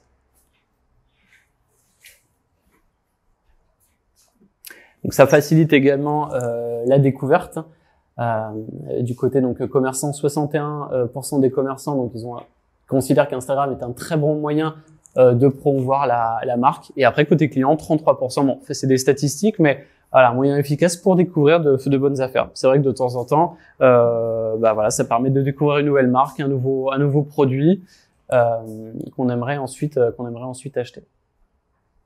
Est-ce que vous publiez à peu près, ou quel type de contenu vous mettez par exemple sur Instagram? Ok. Moi, j'ai un site, j'ai un compte, ils m'ont même pas laissé choisir mon nom. D'accord. Il n'est pas en fait, il faut que je commence.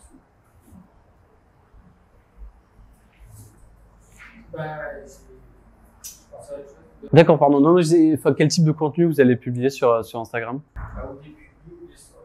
Ok. Des fois, j'essaie de faire la publier en story. Oui.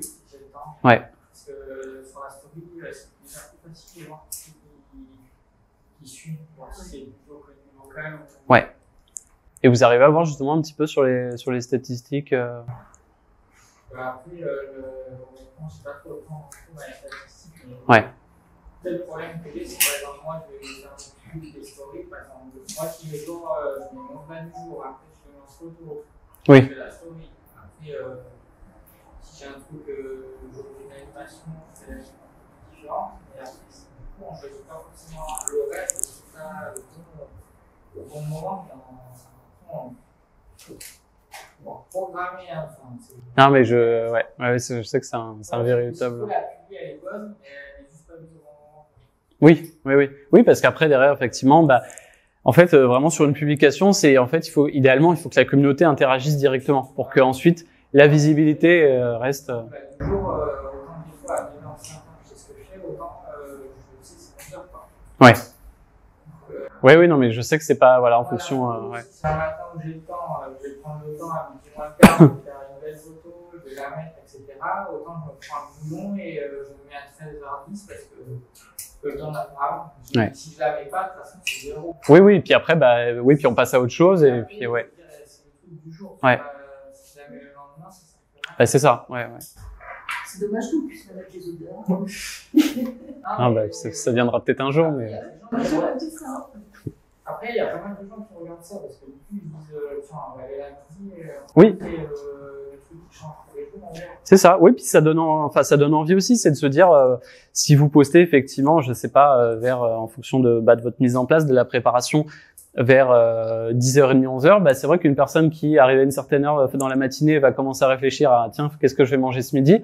Voilà, par une story, c'est de se dire, ah bah oui. C'est de montrer aux gens que c'est un peu vivant, que c'est pas dans, vous allez pas dans Oui. un restaurant et qu'il y a la même carte toute l'année. Ouais, de montrer que, ouais, que ça change tous les jours, et puis donner, ouais, puis donner une envie, peut-être se dire, ah bah tiens, aujourd'hui, telle enseigne, enfin, tel restaurant propose ça, ça te dit, on y va, voilà. C'est aussi, voilà, donner une idée du jour, une suggestion, et Après, le problème, c'est que moi, ma cible de clientèle, c'est 50 plus. D'accord. Ouais. Le problème, c'est que c'est pas forcément les gens qui sont très à l'aise avec. Oui, avec les réseaux. Ouais. Après, est-ce qu'ils sont peut-être plutôt présents en termes de cibles sur Facebook? Franchement, Ouais. parce qu'après Facebook, on n'arrive pas forcément à savoir qui a vu.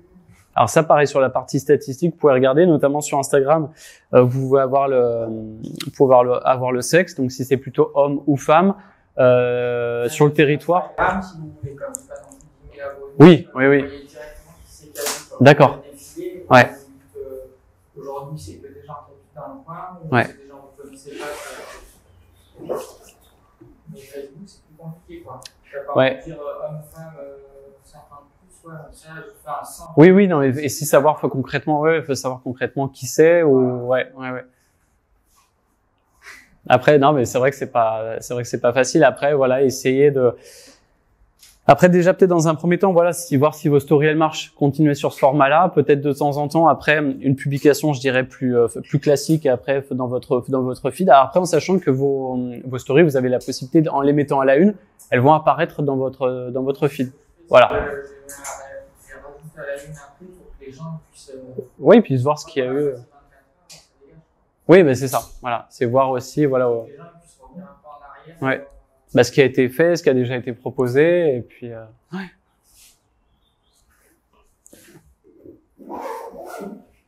Donc ça renforce également la confiance. Alors après, c'était pour vous montrer un petit peu. Alors c'est des exemples, hein, mais la cohérence entre justement, parce que souvent des fois, voilà, on va avoir un point de vente physique, donc qui va être aménagé de telle ou telle manière, et en fait, on va avoir quelque chose de complètement différent sur les réseaux sociaux, et là, en l'occurrence, sur Instagram.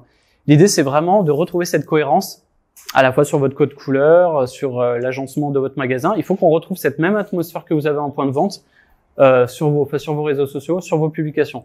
Il n'y a rien de pire. Je sais pas, je prends un exemple. Effectivement, tout à l'heure en début, on parlait de la partie filtre. Est-ce qu'il faut mettre des filtres?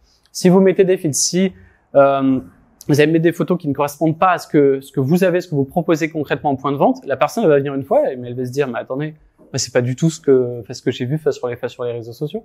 Donc vraiment, l'idée, c'est de retrouver une cohérence entre, ok, ce que vous proposez chez vous et le retranscrire avec vos valeurs, avec votre atmosphère également sur les réseaux sociaux.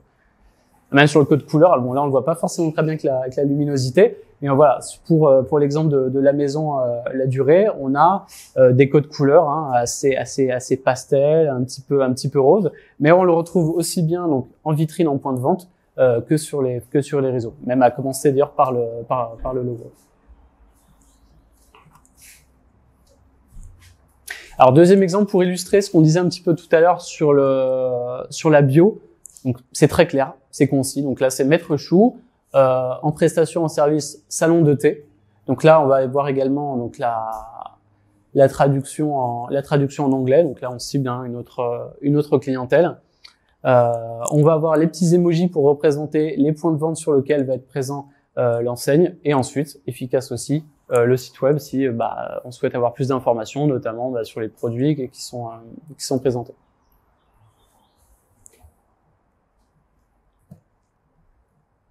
Donc là, on avait un autre exemple aussi pour illustrer vraiment justement cette cohérence entre le point de vente, entre le point de vente physique et les réseaux sociaux. Donc là, on a pris l'exemple de Shoopies, qui est basé sur Antibes.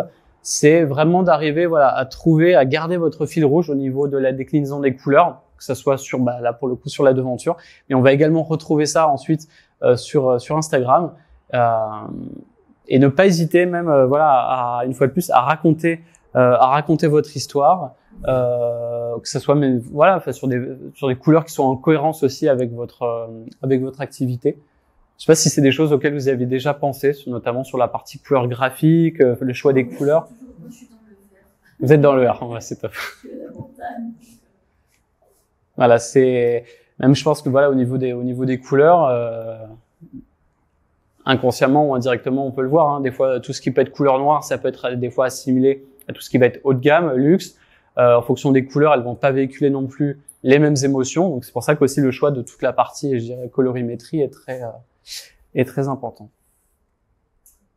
Donc ça, c'est des petits rappels plutôt sur la partie merchandising, notamment sur l'agencement, parce que effectivement, on peut faire de belles photos sur Instagram, des photos dites instagrammables, avoir une boutique instagrammable, mais ça va également dépendre en fait à la fois d'avoir un point de vente physique au niveau du merchandising qui soit, je dirais pas que soit parfait, mais qui soit bien et qui donne envie en fait, et qui soit facilement aussi photographiable.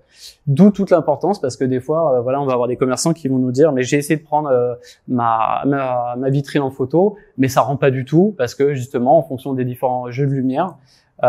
Voilà, donc c'était des petits rappels simplement que des fois sur des lumières jaunes, en fonction de l'éclairage que vous avez, lumière jaune, c'est plutôt lumière chaude, ambiance un petit peu cosy, un petit peu confort.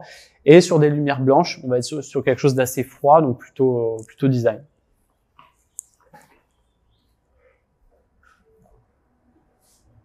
Alors un autre exemple, tout à l'heure sur Google, on parlait des photos qui sont postées, qui sont mises en avant par vos clients. Donc là, on a l'exemple du Bubble Café, qui est un salon de thé sur Juan-les-Pins, normalement si je dis pas de bêtises, sur Juan-les-Pins. Et là, on a l'exemple en fait de toutes les photos qui sont prises par les clients.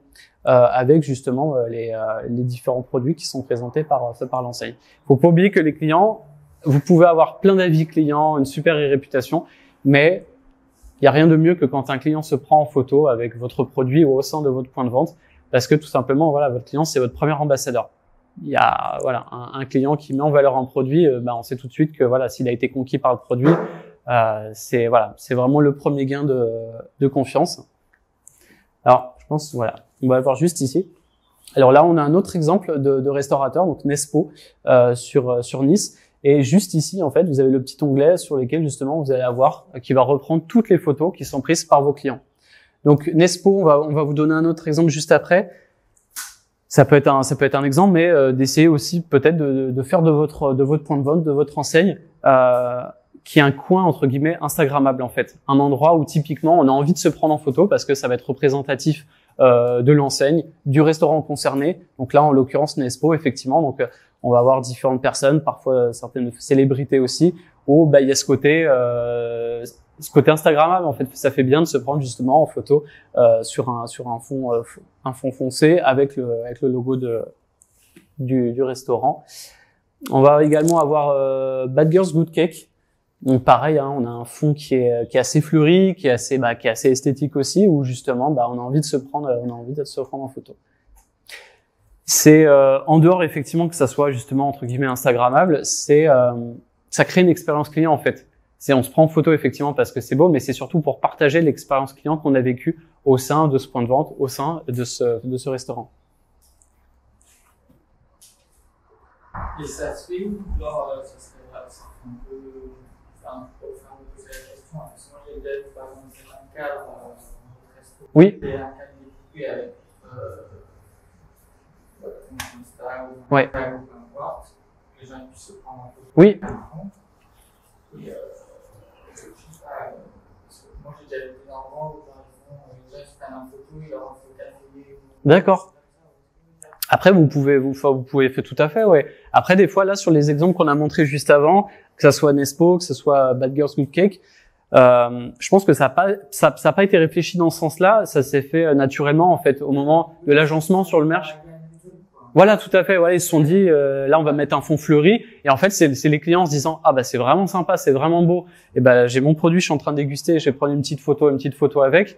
Voilà, c'est une fois de plus, voilà, bah, sur de l'aménagement, c'est comme quand vous allez au restaurant, vous êtes servi, c'est magnifique et vous prenez l'assiette en photo. Bah, des fois, en fonction de l'aménagement que vous avez, vous trouvez que ça, voilà, ça c'est super beau. Bah, voilà, avec le produit, une petite photo à côté pour montrer, pour partager l'expérience client en fait que la personne vient de vivre.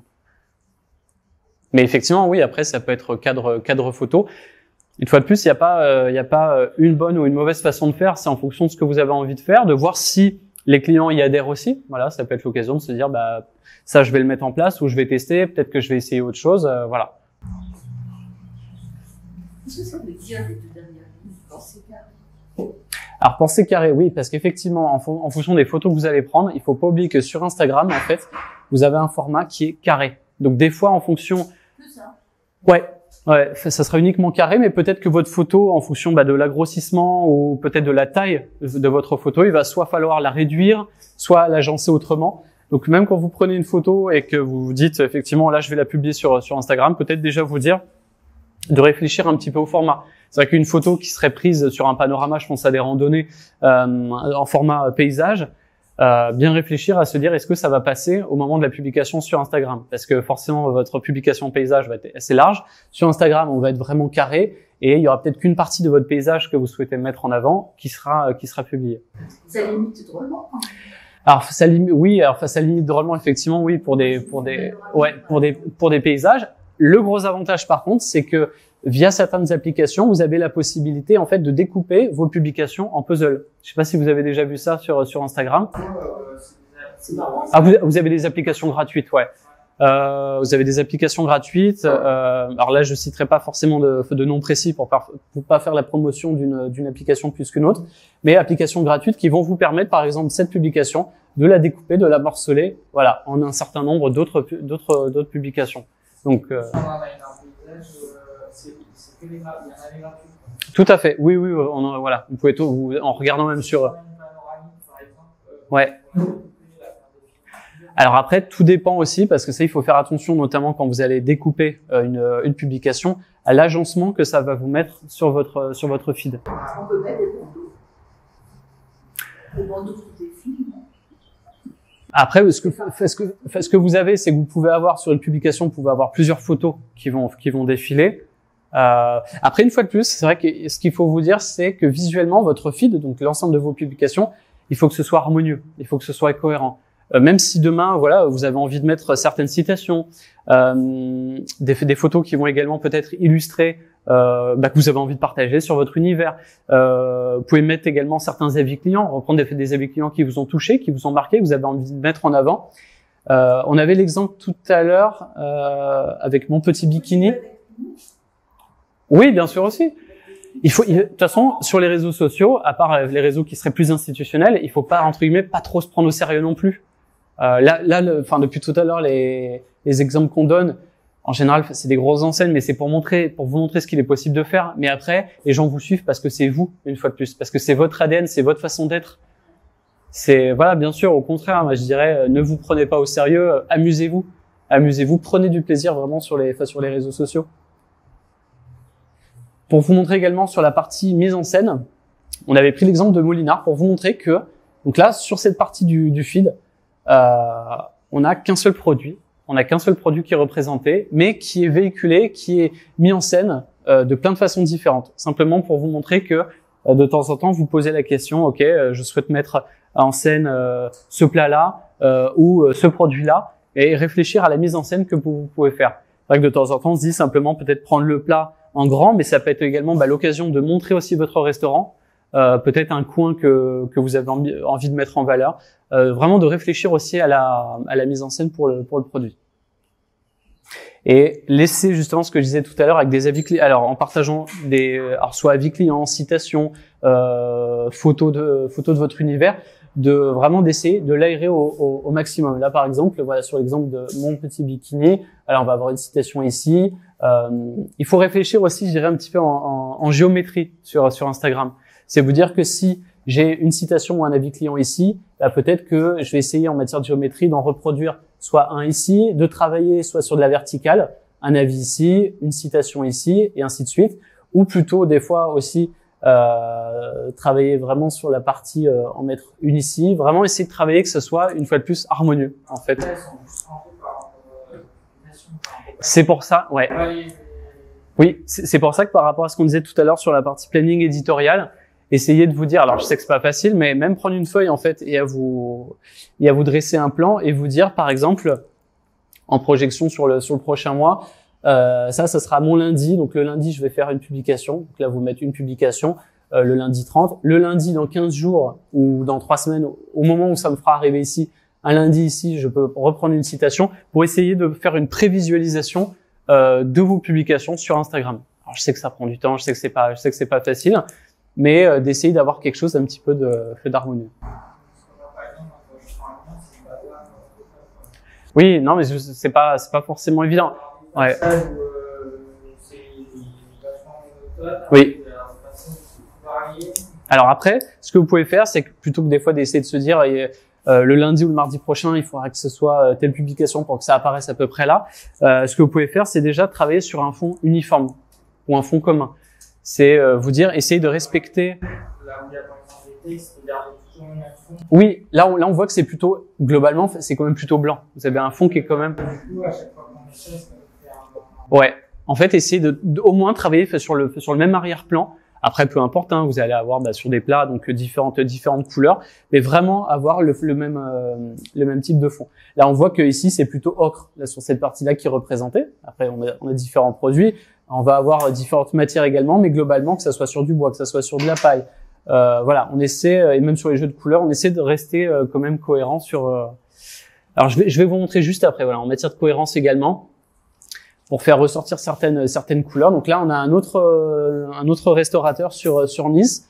Voilà, là, on travaille vraiment sur du contraste. Donc là, on est sur un fond globalement, on apparaît ici, mais on est globalement sur un fond plutôt foncé, sur un fond noir, pour faire justement sortir un petit peu en relief les différents produits. Et pour vous donner un autre exemple, donc chez Marinette, toujours sur Nice, c'est cohérent, et pourtant, on a une profusion de produits qui est représenté sur la table, mais globalement voilà, on est toujours là sur un fond blanc derrière. Généralement au niveau fini. Voilà. Tout à fait. Il faut voilà. Après une fois de plus là tout ce qu'on dit depuis tout à l'heure, c'est de temps en temps des petites pistes pour vous dire bah oui, peut-être que effectivement, je vais y aller au feeling, mais je vais peut-être essayer de le faire sur un fond blanc ou sur un fond qui est représentatif de mon enseigne. Voilà, une fois de plus, c'est que des petites pistes, il n'y a pas une chose qui est meilleure qu'une autre. C'est de tester et de le faire surtout comme vous le sentez. Alors vous avez la possibilité aussi, donc ça c'est ce qu'on disait tout à l'heure, hein, travailler par colonne, travailler également en diagonale. Voilà, je vais avoir une citation ici, je vais en avoir une ici également, que ça soit un petit peu aéré. Et également, ce qui peut être intéressant, toujours un petit peu comme la déstructuration en puzzle d'une publication, en fait, c'est de travailler avec des applications gratuites pour travailler sur la structure de vos bordures, en fait. Globalement, on a un modèle clé en général sur Instagram et vous avez la possibilité de le faire autrement. Là, on est sur des structures beaucoup plus serrées. On est sur des structures beaucoup plus serrées. Ici, ça va être vraiment déstructuré et après, ça va être aussi propre à l'identité finalement de l'enseigne. Donc là, sur cette marque-là, ça va être un petit peu border, un peu déstructuré. Il y a un petit côté rock aussi. Voilà, ça permet également de renforcer l'identité de la marque ou de l'enseigne concernée. Exact, tout à l'heure, vous avez dit que je ne pas plus, mais quand même, des applications comme les jours de l'année, on ne pourrait pas nous en conseiller. On pourra vous donner quelques noms, effectivement. Parce qu'il y en a qui sont simples. Oui, on pourra effectivement vous donner une certaine liste. C'est juste qu'après. Oui, et puis facile, ouais, tout à fait, et facile d'utilisation. Ouais. Ouais. On vous donnera effectivement, ouais. Ouais. Non, mais je sais. Alors voilà, on vous donnera quelques exemples, mais voilà, c'était pas pour en citer une plus qu'une autre. C'est pas l'objectif non plus. Voilà, l'atelier est terminé. Je sais pas après si vous avez des questions. Voilà. Merci beaucoup en tout cas pour votre présence et surtout voilà, si vous avez d'autres questions, n'hésitez pas. Merci à vous.